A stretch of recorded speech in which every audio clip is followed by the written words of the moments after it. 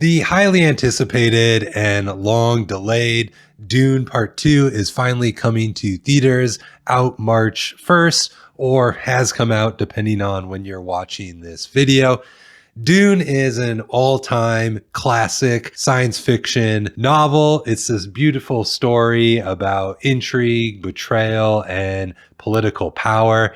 And it puts on a masterclass on how you can design factions that are all focused around a central conflict and tension between them.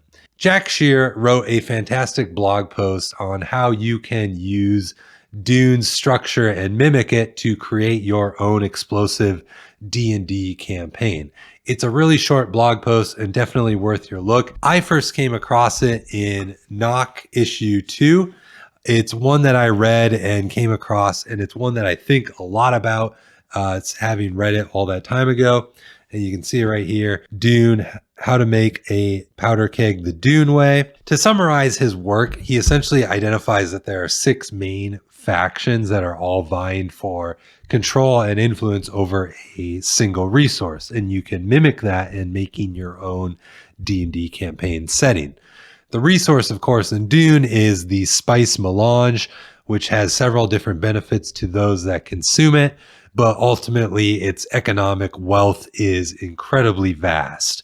A small amount of it, they say in the books, you could use to buy a whole planet. The factions that are interested in it, of course, are the House Atreides and House Harkonnen, the Bene Gesserit, the Fremen, the Padishah Emperor, and the Spacing Guild. Jack distills this down to its roots and shows us that these 6 factions are essentially 2 noble houses that are warring with one another, a religious group that sort of masks its political power in the guise of spiritual guidance.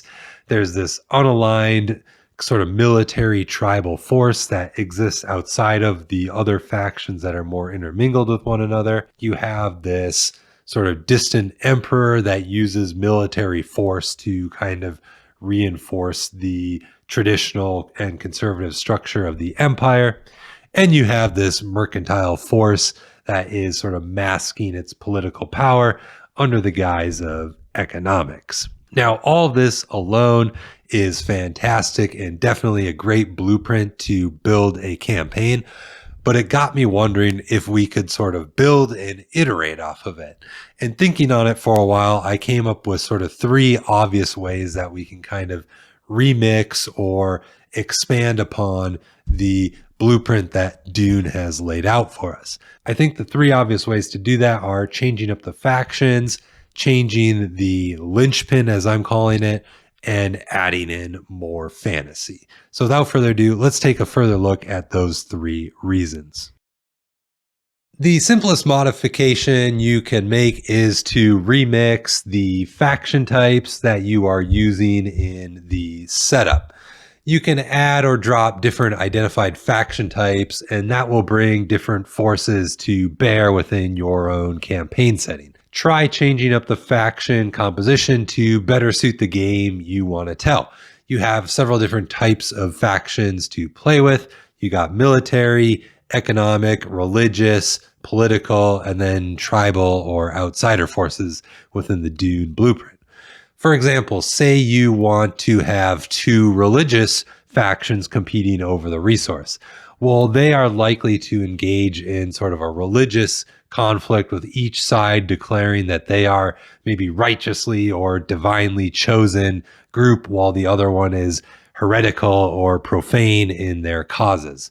These sort of spinning of religious interpretations or divine omens to justify one's own earthly gains is a tale as old as time, and one you can and definitely should lean into. If you want a smaller scale campaign, consider dropping some of the factions to reduce and simplify your conflict. Fewer factions means that you're going to have fewer moving parts to keep track of, which isn't a bad thing.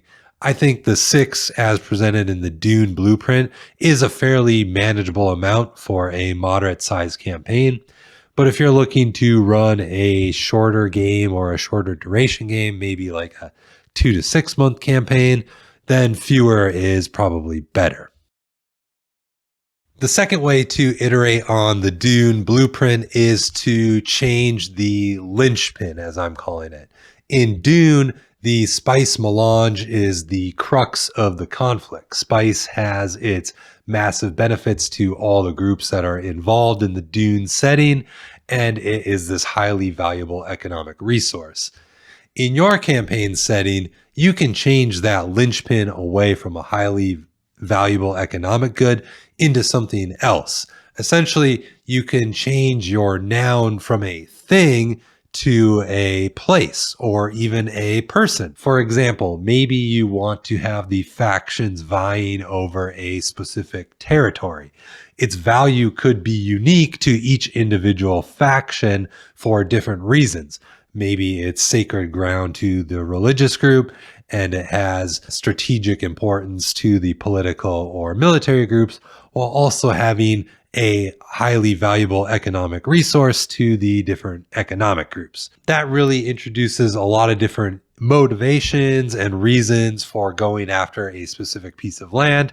And it's a common trope you see in a lot of different stories, and certainly one you could lead into as well. A person is uniquely interesting.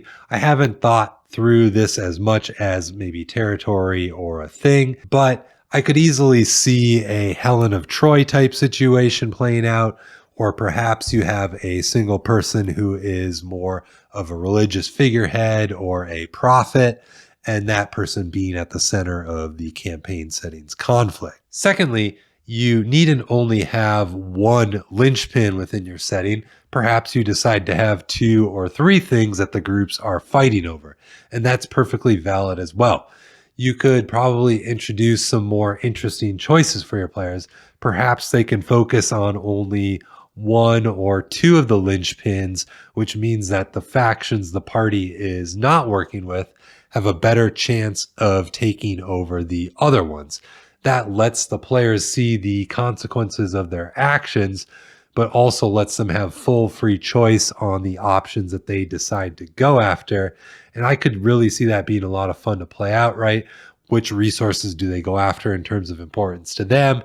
And how do the resources that they let go, the opposing factions to them, how do they take those and make them to the most advantage they can against their enemies, aka the players or the factions the players are supporting? I think there are a lot of interesting opportunities there and sticks of dynamite that you could light and explode and see what happens in your campaign with your players. The third item we can do to remix the Dune blueprint is to add in more fantasy. Dune is inherently a human-based setting with very few fantastical elements to it, sci-fi withstanding. You have the giant sandworms, the strange effects of the spice melange, and the Bene Gesserit's psionic-like power known as the Voice. And that's pretty much it. You can add a whole lot of different twists and resources to the different factions by making them more fantastical. Maybe one of your noble houses is a lineage of great magi, or perhaps your economic superpower is actually a dragon that just wants to hoard the resource for itself. You can also change the linchpin to be more fantastical as well, even though Spice Melange arguably already is. If you decide it's a person, perhaps that person has really extraordinary powers that can somehow be exploited by the different factions that want to control that person. Or if it's a location, then maybe the location is magical in nature. For example, perhaps the land contains a series of portals that grant fast travel access to other areas of the world. My only advice here would be to make sure that your fantastical elements are building on the conflict of your campaign setting. The faction's fantastical elements should add more complications to their enemies, be it the players or competing factions. Second, try to balance the fantastical benefits of the different factions. I generally think that balance in D&D games is a fool's errand. But going back to my suggestion that one of the noble houses have magical powers, if the other noble house has nothing to counteract that, then they probably don't stand much of a chance. I think the key is to make it so that the powder keg of your campaign setting is carefully stacked into sort of a standstill until your players start poking around.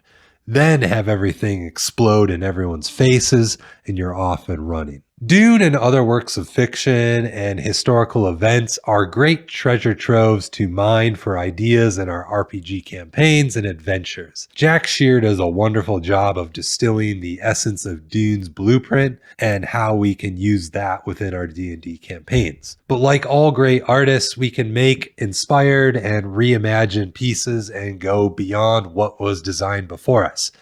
Let me know in the comments if you like to borrow ideas and elements from other media works and which ones you have found the most success with.